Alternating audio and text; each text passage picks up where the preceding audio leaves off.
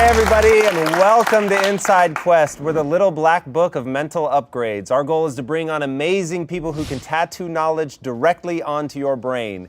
And if you're looking to ink up your intellect, there's no better guest than the man joining us today. He's a globally recognized speaker focused on leadership, teams, and success in life, but don't let that suit and tie description fool you. This Ph.D. is definitely a crow left of the murder. Covered in more tattoos than most of the members of Motley Crue, this hard-working, Harley-riding former academic has turned being a rebel into a viable business model. Demonstrating a deep understanding of the universal human desire to connect on an authentic level, he has literally and figuratively shown the world his ink, leveraging his credentials, unique message, and biker-inspired style to establish himself as one of the fastest-growing and most sought-after speakers in the world. His authenticity and unparalleled work ethic have earned him several scholarly publications, a prestigious postdoctoral fellowship, and numerous teaching awards. Formerly a tenured professor and the assistant dean for the MBA and executive programs at the nationally ranked Wright State's MBA program, he abandoned the safety of academia for the high-octane world of a hyperactive entrepreneur. He's a speaker, author, trainer, advisor, radio show host, and go-to expert for millions through his library of content on lynda.com, LinkedIn, and YouTube. His catalog of content is legion and has been translated into countless languages, earning him praise from professionals in over 160 countries. His leadership and life insights have been quoted in the New York Times, Time, Forbes, Business Week, U.S. News and World Report, Chicago Tribune, and hundreds of other media outlets. His lectures on leadership are so effective and so polished that he's been brought in to speak by some of the largest companies in the world, including ExxonMobil, State Farm, Ernst Young, Cox Media, and Medtronic, just to name a few. Please help me in welcoming the man Inc. magazine named as one of the 100 top leadership speakers, the author of Little Black Book of Leadership and Show Your Ink, Dr. Todd Dewett. Thank you so much, man. Pleasure to have you on. So I think it's safe to say that you don't exactly fit the stereotype of the typical business consultant or speaker. Thankfully. But the thing I want to dive into is the thing that's come to symbolize your authenticity, which is something you speak very powerfully about, your tattoos. Yeah. You're a very thoughtful guy, so I've got to imagine that there's reasoning behind your tattoos. Why did you start, and what do they mean to you? It's an evolution like anything else. When it started, I was a carefree teenager like many people who get a tattoo. There wasn't much thought. There was a process of getting the cojones to sit down and let someone do that to you. What was the first one? It's a tribal piece on this arm, which means nothing other than, I'm 19! In all languages. In all languages. And then I saw it, I loved it, and I realized what you know, which is it could be more. And that theme actually permeates everything I do now. So yeah, they took on stories and depth of meaning later. But here's the thing, you talk about how I use them now successfully, and I'm lucky to say I do, but it didn't start that way. 12 years ago, I was scared to death that my client was not going to listen deeply to the message because they would be distracted. And what I realized is amazing. This is the amazing part. Ready? Tattoos mean nothing. Tattoos, or any form of expression, means nothing if people are connecting with you because they see purpose in the message. Right. So for me, from a marketing perspective, it has a small, useful little hook. The truth is, it would never be useful if they didn't believe in the message. And the lesson that I love to share with people about this little ink journey I've been through is that it's amazing what you can get away with at work if you're good at what you do. For sure. Yeah, no question. And that's something that, as somebody running a company, at the end of the day, you have problems, right? And you're looking for people that can help you solve those problems. If the people that can help you solve those problems have a teardrop tattoo or tattoos crawling up their neck, so be it. And when we started, because we're a manufacturing company, we were in the inner cities. And we really actually had people with facial tattoos. But it really did, for us, it forced us to say, what are we going to judge people on? Is it going to be sort of the historical past? Is it going to be the way they present themselves? Or is it going to be what they're ultimately capable of? And that turned into a whole ethos within the company of purely looking at not even who the person is today, right? And we tell people that blatantly in an interview. I don't care who you are today. I'm only interested in who you're trying to become, which is pretty fascinating. It goes back to your point about rolling up your sleeves and really being you. So Why do you think people care so much about authentic connection? Like, why is that such a powerful thing? We live, on average, as human beings, and West and East are both the same. We live ridiculously repressed lives. We wake up every day and try to behave in a way that makes other people go, yeah, I find that acceptable, non-threatening, and okay. And that makes for terribly uninteresting people and terribly truncated relationships based on shared agreement about social norms that maybe have some value, but frankly we overindulge in. Most people want to show emotion. At work, they don't. Most people want to speak their mind. They fear evaluation. They shut up. So when I think about authenticity, I first got excited watching people react positively to me trying to be a little more raw intentionally. And then I realized people go to work every single day and manage impressions. And they actually do it in a way that's overdone. They try to dress to please the boss. They try to speak to please the boss. They try to do the work in a way they think the boss will like. Number one reason people leave a job voluntarily. Number one, bosses, bad boss relationships. So when you talk about trying to judge people about performance and what they want to become, I love that. But what I have to tell everyone watching the show is that you're not normal at all. Most bosses out there have a belief about what's right, and they're happy, usually unconsciously, to impose it on other people in their employee base every single day. And that's why most cube dwellers, survey after survey after survey, profess to not loving what they do, not feeling purpose, not being engaged, happy to leave for another opportunity if it gives them an extra dime an hour. That's a sad comment. So you could say my mission in a way is to make sure that 20 years from now, you're not rare. More people think that this type of vibe for how we should look at employees as people with a future, not just talent, doing a task now, can be normal instead of rare. That would be my dream. It's interesting. So you bring up norms, which is something that you talk really eloquently about, and I encourage you guys all, as I do with all the guests that we bring on here, and they get on the show because they're worthy of going and researching. He talks about norms versus rules and regulations, and it would be, I was really impacted by that because I see that here. So we really do have, like you say that, and you're very kind, that we don't necessarily have a preconceived notion of what's right, but we do, and it's very intense and it's very specific. It just happens to be what I think is liberating to the individual, because that's ultimately what's good for the whole. But we have really intense norms that we reinforce, and this show is one of the ways that we get the norms out.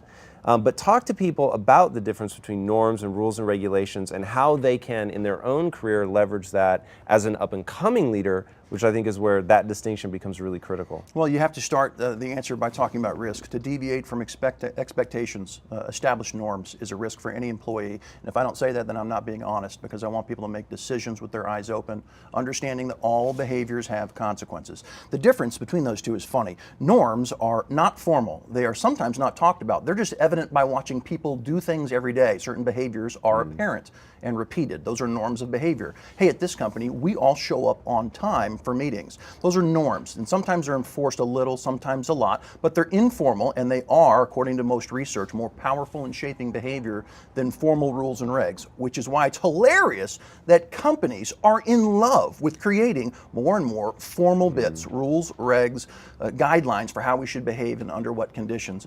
We know that HR, with the best of intentions, and I love my HR peeps if they're listening, we know that they create bureaucracy with good intentions, but bureaucracy never shapes a team like thoughtful norms and thoughtful conversations about what those norms should be. So for example, when a team's new and gets together, no matter what is in the HR policy book, that group of people should talk about core things they believe in and expect to see out of this team, because those are shared things we can focus on, and then revisit in conversation if behaviors deviate. When a team collectively owns that together, it's radically more powerful than what a bureaucrat wrote in a guide over in HR. Does that make sense? It does. What's the most effective way, and I know that you talk about this, but what's the most effective way to institutionalize those norms? Because like thinking, as you were talking about HR, and I'm literally imagining the beautiful human beings that run our HR department, and thinking about why they do rules and regs, and they do it so that it becomes transmittable, right? So it's not like I don't even think they would disagree with you. I think that to a large extent, certainly the HR people here would 100% agree that norms are more powerful than rules and regs, but they don't know how to get a norm to spread in a way where you can instantly enculturate somebody, right? without turning it into something formal. So do you have a way to keep it from becoming overly formalized and really true? There's one best way to do that, and here's where I put you on the spot. Leaders model the way. Your behavior, whether you like it some days or not, has a strong impact on the levels beneath you. And that's one example of a norm. The way you act serves as an expectation setter for others. So here's the norm that will save you from the bureaucracy. The norm is that we don't know everything. We strive to know more tomorrow than we did today, but we don't know everything. And I want to tell you where that comes from for me. So when I think of norms as informal guides, start with, I know we're not perfect. I know we don't know it all, but we're going to start the conversation right here and be open to letting that thing evolve and grow. So you're setting a beginning, a template for everyone to chew on about those values you care about, those goals you have. But if you meaningfully tell them, this is not perfect, and as you grow and achieve and help us grow and achieve, then what I just told you is going to morph in the direction it needs to go. That's humility in the face of not knowing everything, and that's the type of behavior a leader shows that makes them not just want to comply with the rules that you give them, but feel committed to the actual purpose of the organization. Right. So you come into school, you realize, okay, you think you're sort of hot shit, and then you realize, wait a second, as bright as I am, I have the lowest scores in the building. At that moment, you had to make a mindset decision, right, about whether that was going to be corrosive to your self-esteem or whether you were going to use that to propel you forward and make you work hard. You have an amazing, amazing, amazing story that gave me the chills. I have the chills just now thinking about it, that crystallizes that mindset as a choice when you and your father sat down on the bench. If you would share that, I think that is such a power. Like, I will use that to remind myself of the power of mindset. It's very kind of you to say that. So my dad was my best friend, and long story short, I didn't like the guy growing up. He was a very accomplished alcoholic. No one liked him. When I was 17 in high school, a boss had pity on him and said, you need to go to rehab, bring us the old Charlie, who we remember, otherwise I'm going to fire you. What's your choice? And like a genius, he said, I'm going to rehab. And so he went to rehab, he got clean, and the guy who walked out shocked us, and we loved him, and he was funny, and he was kind, and I was into about year 10 of loving this unexpected gift in my life, and that's exactly what it was, a ridiculous blessing that changed my life that I never imagined possible. Year 10, he gets cancer, and we started a 2-year journey with him, and that's hard. Anyone in here who's dealt with that knows what I mean. When you find out for the first time with the first call, it takes the air straight out of you. Sure. And I walked in, and I did what everyone would expect, hug and cry with mom and dad for 10 minutes. Right. And then Dad and I walked down the door together. I'll never forget this. 2 ridiculous extroverts. And the weirdest thing, because we'd had so many long talks as passionate, kind of powerful extroverts. But today, that day, we said nothing. We just walked. And we ended up after an hour saying nothing, which is surreal beyond words and different than anything I'd ever experienced with my dad, my newly found 10-year-old best friend. And then we sat down on this bench because he was tired. He was 73. The doctor said he had 3 weeks if he was lucky. 3 weeks to go if he's lucky. He sits on the bench. He's breathing heavily. I'm sitting next to him. No one's saying anything, which is bizarre. And finally, I did what people do. I started thinking negative thoughts. We've all been there when you're trying to process that thing about your loved one that you just wish you didn't have to deal with. Anger, blame, confusion, it's all roiling through me. And I'm lost in that haze. I don't know how long, a few minutes. And then he explained that he too had gone through the negativity he sat there and watched me on my face go through. But he wanted me to know that it was okay, that there's a better way. He was over that. I'm like, what are you talking about? You're over that. And he said, well, I have this situation. The doctors are very clear. There's nothing that can be done about it. And that's unfortunate. And I could be mad, angry because I'm not going to watch your kids grow up, angry because I'm not going to walk out to that pond and go fishing the way I love to, angry because I'm not going home many more times to see that woman after 40 plus years I still love. I could be angry. I did that, I'm done. He goes, how I choose to feel about it is entirely, completely, wholly and utterly up to me. I could be angry, I did that. Or I could be happy. And I said, happy? He said, no, thrilled. Why not? You know why? I'm sitting here right now doing the thing in life I love the most. I'm talking to my best friend. I was blessed to watch a guy at a pivotal moment have option A, option B, and realize that it's not ridiculous, easy to dismiss pop psychology. Glass half full is a core life philosophy. If you don't do that, I don't expect much out of you. My dad did that, and it shaped everything I've done since then, and it shaped his life. They gave him 3 weeks. Dad lived for over 2.5 years, as you know from reading the story, which was radically unexpected, and the doctors were baffled. And more than one of them pulled me aside at some point to say, I can't prove it, but I know the best explanation for his unexpected longevity is the fact that he woke up every day and made the choice to frame that deal glass half full. So when you talk about norms, it's really about walking the talk. And that guy in that instance learned to walk the talk in a way that profoundly changed me. It made me convinced for the first time in my life that serious transformation is possible. The whole story about your dad, which you go into great detail in your book, is amazing, and really I think is a tremendous example of your ability to really connect, to be raw, to be real in a story, and to walk people through the emotional roller coaster. And he does it in real time, which is like a really profound way to share a story. So you go with him on that ride, which makes that sort of ultimate punch at the end of mindset as a choice that much more powerful.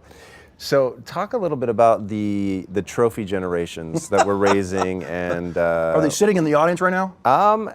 That's a great question. That's something that culturally we don't get into, so I like to think we attract people that don't fall prey to that, but I think it's a thing. I think it's real. It's a real thing. So I fell in love with studying basic notions about people, especially people at work, and great leaders and how they make effective teams. And it turns out that big body of research, back when I was still trying to be a scholar, is really 99% applicable to people in general. The one you just brought up is a great example. It used to be 40, 50 years ago that the idea of giving someone an award, a trophy, a ribbon, whatever, was associated very clearly with an achievement that was interesting. Slowly but surely, and it started in the 60s, there was some research that suggested that if you will affirm young people with attaboys and way to goes, that they will feel better about themselves, and that will bear fruit for them as an adult being productive and successful. That's kind of true, kind of not true. I'll spare you the research except to say, when that finding and that research became public, every average person in the world, especially our country, fell in love with that notion, and we started thanking and praising and woohoo and our little kids for everything they did. The participation generation is what they call it. Right. We've been doing that for so long. Kids in Little League who don't do anything other than finish the season. Well, I've written this before. I'll pick up my youngest. His name's Parker. First year he played t-ball. He was not good. His team was not good. But at the end of the year, who received a trophy? Every little kid on that team. And what did they learn? And usually when I say that, an audience says, nothing. And the answer is far worse than nothing. They learned, I breathe, therefore I'm awesome. Right. And that's a horrifying lesson to teach a young person if you want them to understand goal achievement in life. We've been doing this so long that people just like Tom have to go to work and deal with a generation of people coming into their offices who went through Little Leagues getting trophies that they didn't necessarily earn. Now it's a generation of what I think of as trophy employees. They think, hey, I showed up on time for 6 months. Isn't that meritorious? I need a raise. Right. We have forgotten what it means to connect the use of recognition and rewards with the production of excellence. It's not just good enough to meet standards consistently and be acceptable, and no, we forgot what it means to use rewards in a way that makes people care, pay attention, and want to fight hard for it again. And that only works when you associate it with the production of something special. What'd you do with your son's trophy? After arguing with his mother, as every good story begins. After arguing with his mother, Tom, we agreed to allow him to keep it if I was also allowed to engage him in a realistic dialogue about this topic. And now my two boys, I'm proud to say this, as crazy as it sounds to some people, I'm so proud to say this, they are still strivers. They're 8 and 12. They're still working hard. They understand leaving it all in the field, those notions of trying hard. And they're happy to see that ribbon of that trophy, but they can tell you in their own words that it's not as good as when you actually got one for first place. They understand that participation is different than excellence, and that makes me sleep well at night. Why encourage your kids to strive for excellence? What's the point? What I'm about to say is not controversial in the least. It is well known that we don't educate kids worth a darn. In terms of international comparison studies with other industrialized countries, we're mediocre in some places, very poor in a lot of other places. So I watch what we do to kids. And what do we do to kids? We teach them to think within an increasing number of constraints about how to follow rules to stay out of trouble. What we know about every Oprah who's ever been studied as a successful person, and we've studied successful people a lot, is that they took risks, they questioned, they thought critically, they did not fear and shun the creativity that showed up in their brain time and again. What we do to kids is the opposite of that. Around the third grade, this is a historical, well-known thing, the third grade slump. You measure kids with all kinds of cognitive tests. Parents, how many parents in here? A lot of parents, you gotta love this. We measure kids with a lot of tests about their intellect and their creativity, and around the third grade on the creativity portion, you see it plateau and sometimes fall for kids consistently. Why? Well, around the third grade is when we start piling on the homework seriously. Around the third grade is where their limited cognitive capacity, and we all have limited cognitive capacity, gets tired of following this increasing number of constraints. It gets worse throughout every level of our life. The things that, to avoid chaos, we put constraints on ourselves. Then we go to college, and college used to be about fun self-exploration. No, now it's about getting internships so you're viable in the job market. We've actually taken constraints a million different ways to help us stay out of the chaos, but what it's done, and this is predictable, is made our brains just kind of not care as much about creativity. So when I look at my kids, I think about minimal rules that matter, and you can't violate them, and there should be consequences. But then most of the time, you got to bite your teeth and try to give them room to screw up, to laugh, to learn, to play, to experiment, to find their imagination at work. And we don't do that with kids. We actually set up an educational system that does the opposite. And I'm one of literally thousands of voices that have just said what I've said. The question for me, I put it to you, what has to happen before as a country we say our number one war, Lord knows we like making wars on stuff in this country, whether it's drugs or obesity, right? Number one war should be on education. And as a father, I mean that more passionately than ever because it's quite mediocre and we know based on models in other countries how we can do it better. There's a lot in that. So we're gonna jump into the deep end here without any sort of life preserver and see if we can make some magic happen. So the first question that I would ask, that I don't have kids, don't plan to have kids, so I haven't spent a lot of time researching childhood brain development, but I'm gonna guess that something else is happening around that age, which is an increased level of development in the prefrontal cortex, where these kids can actually begin to hinder their own creativity. They have a desire to fit in based on an awareness of their surroundings, because whenever I see something that's universal, I really, really doubt that there's not something innate neurologically that leads to that. So for instance, I'm a big believer in evolutionary psychology. Me too. Not saying that it's all right, I'm just saying it gives an interesting framework with which to view the world and see how people act. So if I look at something that's universal, like, hey, at third grade, for whatever reason, kids tend to start declining in creativity, I'm gonna ask, why would that be advantageous, right? Because very Darwinian. Backing it up, right? So is it possible that the reason that that's happening is if you got rejected by the group back in the savannah, you got eaten. So being rejected by the group was truly a matter of life and death. And that one of the most profound things that you can learn is to fit in and blend in and not be seen. Because that's what I think we're actually up against. And so I don't tie it to the education system, I guess because I've escaped and I don't have kids. You chose that word well, though. You said you escaped. Yes, and I would never One go escapes back. a prison. One does escape a prison, and that is how it felt for me, for sure. And I was very good at school. I knew both how to use charisma and bonding with a teacher to graduate advanced mathematics without ever learning any advanced mathematics. Sad but true, right? And trust me, that is, I do not say that with pride. There was a time in my life when I would have said that with pride, but only to learn that that's now biting me in the ass, and I actually wish I knew how to do math at a much higher level. But so when I say I did well at school, it doesn't mean that I was academic. It just means I understood the entire umwelt of the human experience. And I could see, I can bond with this person. There are things that I can leverage in my relationship to get what I want. And then as I went into college and realized I needed to study, just my profound, almost autistic ability to focus. Let me be rude and stop you, because you mentioned something awesome just a second ago, which was nature-nurture. Yeah. And I think, Todd, there's something going on in the you're right. It's not, is it possible? The question is it likely? And the answer is very much a yes. What we know, just to use the most common example about personality, is that it's not nature or nurture, it's both. Give or take around 50-50, according to the scientists who study this. You get a lot from your genetics, and then you learn a lot and develop and experiment a lot. lot socially, and then your final product, usually cemented around late adolescence, is a product of both. The third grade slump is no different. Yes, there's things going on biologically that make them more aware, fearful for the first time, etc. But you can socialize people in a direction that you want them to go. For example, there's been lots of studies of creativity, which was my first area as an academician. You tell people, I want you to work on this task and give me a creative response. Really creative. Think outside the box, go, and you give them this task. Give this group over here, who statistically look just like this group, the same task. Hey, do your best, give me an outcome. But you don't tell them to focus on creativity. Run a bunch of trials. I'm just giving you a simple example. Yeah, no, I love this. You will see the creative group who had the creative goal be more creative. Is it because they're more creative people? Absolutely not. It's because we've given them a social focus that matters, and they strive to meet that. Right. That's a good example. I mean, you're on the money. Things are happening biologically. The question is, regardless of biology, are we doing the things socially around that kid that will push him in what we know long term to be the most productive direction? And the answer is usually no. We're teaching them to be fearful of their shadow. So now let me see, because in the nature versus nurture debate, the only thing I care about ultimately is nurture. So I am so ridiculously far into that camp as to be offensive to most.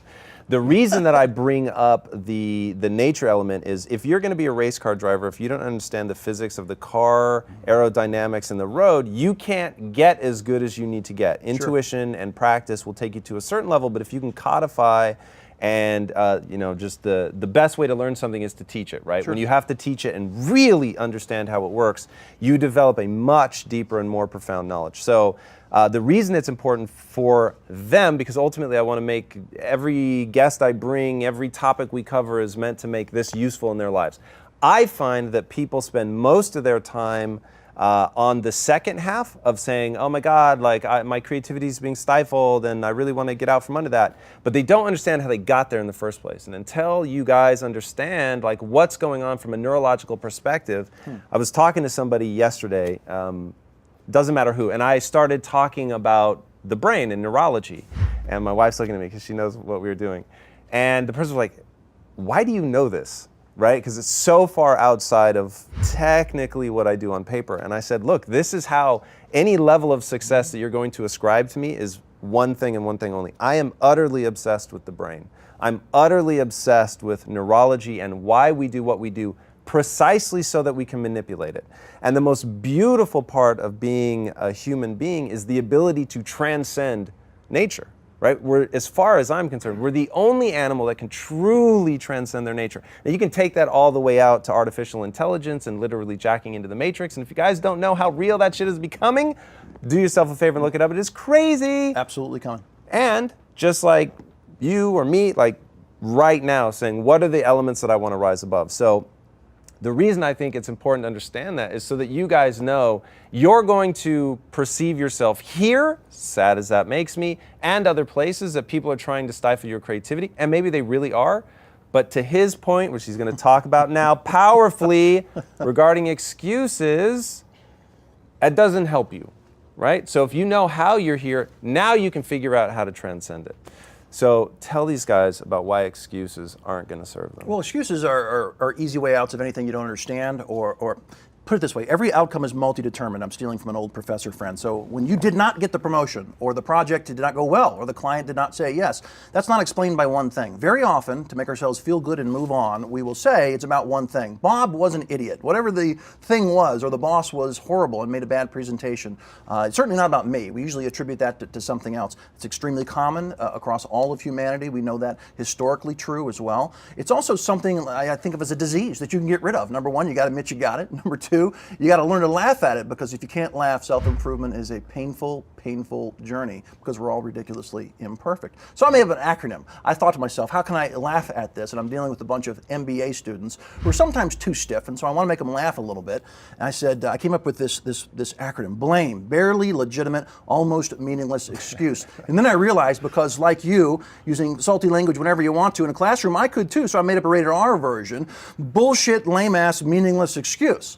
The MBAs loved that, and it's been resonating with professionals ever since. Once you admit you do that, like every human, once you learn to laugh at it, you can start to say, what can I do to understand how I was part, maybe not all, but part of that outcome I did not like, and then what can I do differently next time to ensure that it's not the same outcome? What I just described to you is a ridiculously simple cognitive approach to changing that natural tendency. I love to say people with excuses are afraid to work hard. I love to say that. An excuse gives you a reason to stop working hard. And what we know about anyone ever worth writing an article about is that they worked until they dropped to the point of alienating people around them.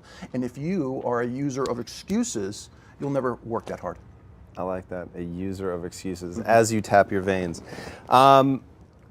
You said something in that triggered, it's relatively random, but there's a word you use, imperfect, and you have this concept of imperfect balance in terms of finding a job. I want to read one of your quotes, which I think is absolutely incredible, and it'll be our jumping off point. If you listen to nothing else, boys and girls, listen to this. You need to find a high-fit job, one that aligns very well with your skills, interests, and values. Not one that others think is good for you, not one that others feel is prestigious, not one you cling to because it pays so well. No, I'm talking about one that gives you purpose, one you like and often love. If that sounds too simplistic or lofty, fine. Feel free to settle for a job you merely tolerate and endure. God, I love that. Why did you feel it necessary to say? Because I'm one of the escapees like you, and most aren't. And so our job is twofold: to take the people who fit better within the worlds guys like us create and make their experiences purposeful as possible, and to simultaneously stimulate and motivate the minority of people who, by disposition with the right nudge, will in fact be escapees as well. I love having that as an outcome. I watch people live for the weekend. They go to work, they say yes sir when they don't mean it. And I got that, it'll be done, when they don't mean it. And I call that disgusting and sad and awful, and so much of life just wasted. So when I talk to people, I talk, especially to young people, I talk about being willing to offend people who love you.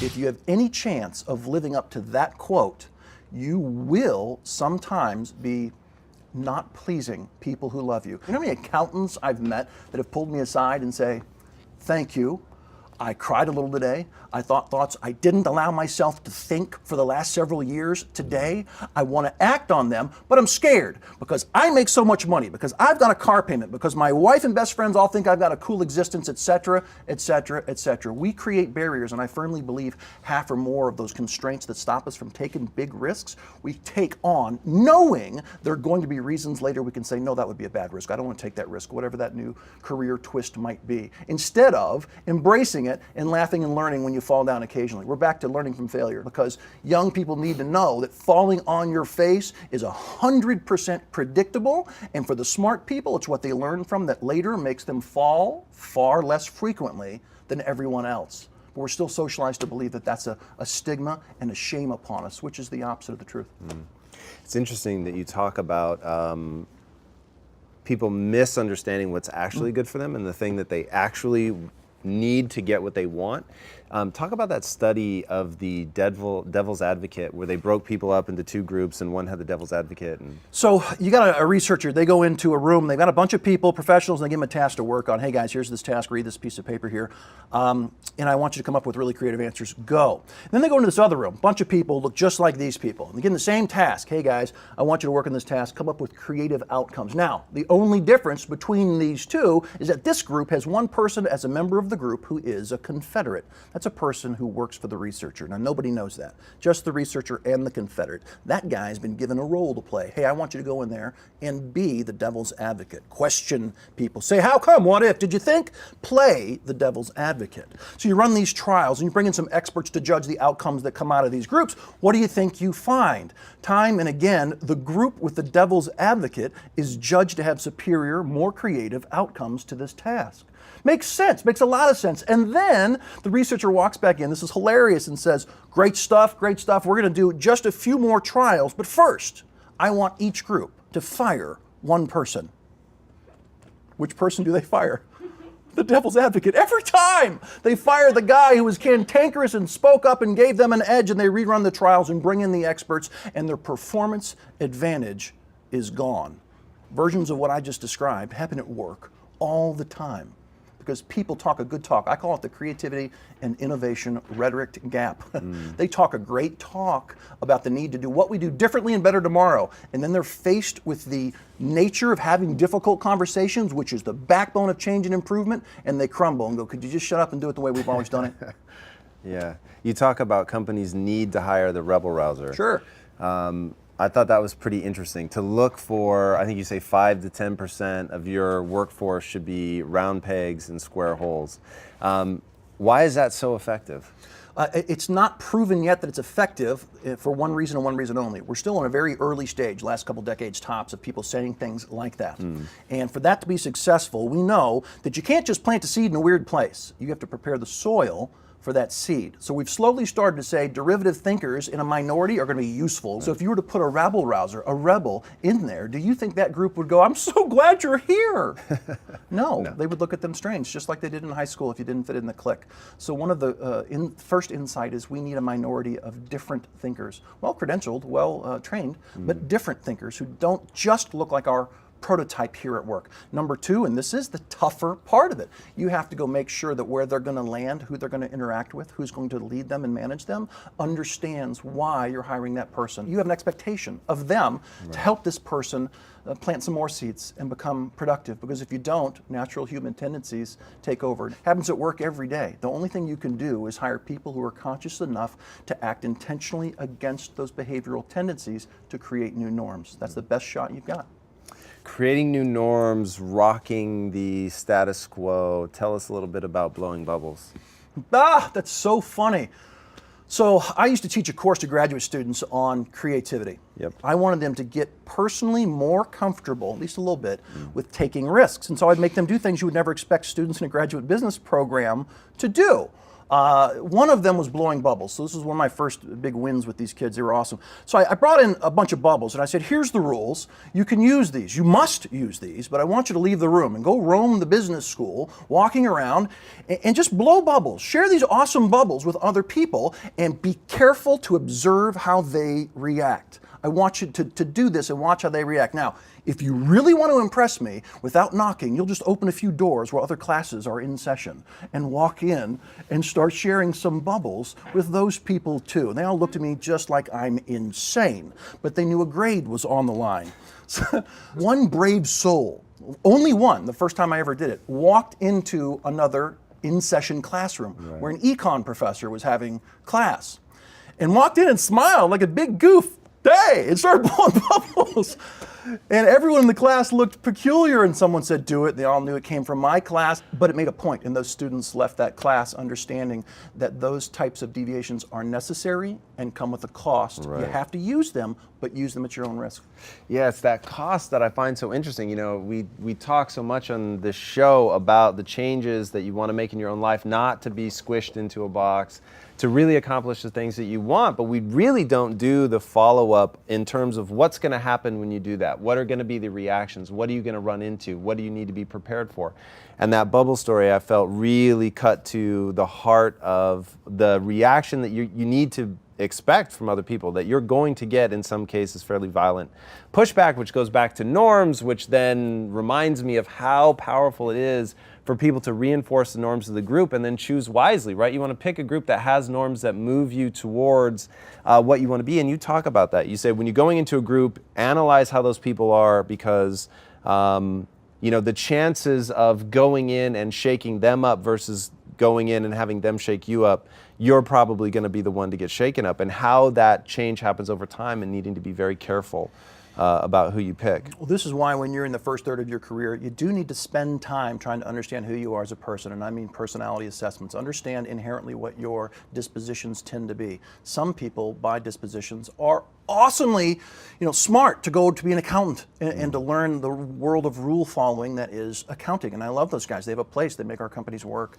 Other people, by disposition, are more likely to find that high fit when they chase the tech startup at the other extreme. For a guy who's a thinker like you, it might be simple. For most people, front third of their career, awesome clarifier. Most people have a vague, cloudy notion when they're in that front third. They're not happy with that second job now. I'm 26, but I don't know where I should go. That cloudy cloudy knowledge that I'm not supposed to be here, but I don't know where to go, such as the two paths I just talked about a minute ago. Those tools, conversations with people who have clarity and maybe want to help in terms of mentoring, and those tools, such as the Parachute book, are awesome to take that cloud of possibilities and distill it down a little more so that you don't have to ask yourself, am I making the right decision by jumping into that industry? Well, you figured it out before you were 30. So for the rest of your career, you have great confidence that you're supposed to play in that space over there. Most people are too scared. And then they're 35 and 40 and they're saying, I think I really want to go over there. But they never took a risk. They stayed in the same first job, first industry they ever had because it was safe. And now they don't think they have the knowledge or the cojones to jump when they're 35 because of that mortgage and the two kids. My job is to get people to believe that more is possible when they're 35 and 40. It's not the end of the world, and if you got the right wife or right husband or whatever the case may be, they will support you. But more importantly, to get that 20-something group, we can't stop making fun of the millennials. I have great hope in them that they're going to fix a great deal of what I find to be unproductive systems inside corporate America. So I want them to take that front third and actually experiment like crazy so that when they're where you and I are, they're running ships of people who are more aligned, feeling purpose and productive than we are today. Have you read the book, Be So Good They Can't Ignore You? No. It's a really interesting book about how passion isn't enough and that there's sort of a mythology that passion is the only thing that you need and that you go searching for your passion one day and you find it. And basically the moral of his story isn't that passion isn't useful, it's just that passion is cultivated and it's not something that's hidden in a box in the back of your closet, it's something that you have to cultivate. And the title comes from a quote from Steve Martin, who said that was basically his strategy in life, was to become so good that people couldn't ignore him. The author makes a very compelling argument that what you really need to be focusing on if you're trying to find that great fit, if you're trying to find something that you're really passionate about, if you're trying to clarify in the first third of your career, you clarify it by gaining expertise, which is obviously something that is very meaningful in your worldview, but that as you get better, that sense of purpose will grow into a sense of real passion for what you're doing, but it only comes as you actually acquire experiences. Yeah, like experiences I call it being a and getting talented. I want more people to become try junkies. We are fearful of trying. I want more try junkies. Start a company that only costs you $5K when you're 18 or 22 instead of wondering whether you should risk a second mortgage to start at a larger scale business and quit your... You might do that, but you're supposed to learn the ins and outs of that when you're 15 to 25, in my opinion. We've got to get more people to embrace that. Try is cool. Fail, part of the deal. So what? Guess what I'm going to try next? If we could get people to understand what I just said, our economy, I swear to you, would be different in 20 years. Awesome. With that, my friend, I will thank you for joining us. pleasure. This was absolutely incredible. My pleasure. Guys, thank you so much. I hope that you have enjoyed this episode of Inside Quest. This has been amazing. The notion of creating a generation of people who try, that is the key. Get out there, figure out what you want in life, cultivate it. It isn't something that you're going to dig around and search for and find. And the most important thing, the thing that rocked me to my core as I was researching this man, is the very notion that your mindset is totally controllable. If his father could look at cancer and break out laughing and realize I've got a choice as to how I spend my days, no matter what square hole you think your round peg is trying to fit into, you can change your mindset and find something beautiful and something that you enjoy in that and take control of your life, and from there really build something spectacular. Don't be afraid to show your ink, figure out who you are, and connect with the world authentically. That is an absolute joy in this world, and I think one of the things that will empower you most in your lives. So go check this guy out. You can find him all over the internet. You can find him on YouTube. He's got great Facebook, Twitter, which the handles are? @Fuel4Leaders. @Fuel4Leaders. You guys won't regret it. It's a lot of fun. He's got 2 books out. You're going to want to read them both. Little Black Book of Leadership and Show Your Ink, both of which are utterly fantastic. You're really going to enjoy them. Thank you so much for joining us, guys. If you're not already checking out the podcast, if you're not driving, listening to this bad boy at 2 or 3x right now, know that you can find it on iTunes and listen to it at your leisure. And if you guys want to be here in the audience, we have tickets. You can go to InsideQuest.com. You can follow me at Tom Bilyeu. And until next week, my friends, be legendary. Take care.